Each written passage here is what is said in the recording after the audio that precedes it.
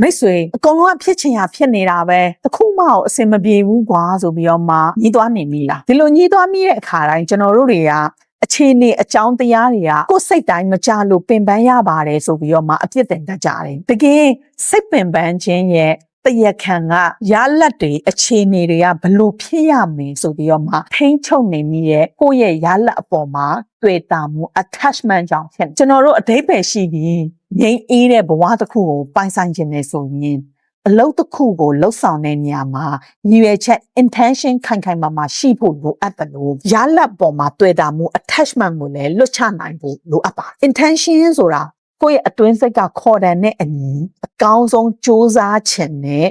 စိတ်ဆန္ဒပါဒါဟာကိုယ့်ရဲ့ထိန်းချုပ်မှုအောက်မှာယာနှုံးပြီးရှိတဲ့အရာတစ်ခုပါတို့တော့ attachment ဆိုတာကတော့ငါဖြစ်စေခြင်းတဲ့အတိုင်းဖြစ်ကိုဖြစ်ရမယ်ဆိုပြီးတော့မှရလက်ကိုအသိအကျက်ကြိုးဆွဲဖို့စ조사နေတဲ့အရာဖြစ်ပါရလက်ပေါ်တွေ့တာမှုချင်းရင်ကြီးတယ်လို့ကိုဟာရလက်ရဲ့ကြိုးဆွဲရာနောက်ကိုလိုက်ကနေရပြီးတော့မှစိတ်ငြိမ်အေးမှုတွေနဲ့နေနေပါလိမ့်မယ်စိုးရင်စိတ်anxiety တွေဟာအဲ့ဒီတွေ့တာမှုကနေပြီးတော့မှပဲမြစ်ဖြာခံလာတာစစ်မှန်တဲ့ငြိမ်အေးမှုကိုလိုချင်နေဆိုရင်ကိုကပေးဆက်ရမယ့်စိတ်စေတနာနဲ့စ조사မှုတွေမှာတော့အပြည့်အဝအာရုံစိုက်ပြီးတော့မှစင်ကြယ်ဖြောင့်မတ်တဲ့ intention တွေကိုထားရှိရမယ်ကိုထိန်းချုပ်လို့မရတဲ့ရလက်တွေအပေါ်မှာတော့လွတ်လပ်စွာရေရဲဝုန်းဝုန်းလွတ်ချထားတတ်ရပါလိမ့်ကိုစ조사စရာရှိတာကိုအားစိုက်ထုတ်စရာရှိတာအားစိုက်ထုတ်ပြီးတော့လို့ရလက်ကကိုမျောလင့်ထားတယ်လို့မဖြစ်လာခင်ရင်တော့မှကိုယ့်ရဲ့မှန်ကန်တဲ့ရည်ရွယ်ချက်နဲ့အကောင်းဆုံး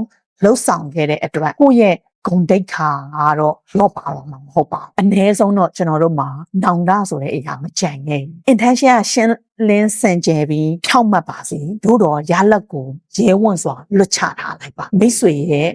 စိတ်ငြိမ်အေးမှုကမိတ်ဆွေရဲ့အပေါ်မှာပဲယာနှုံးပြည့်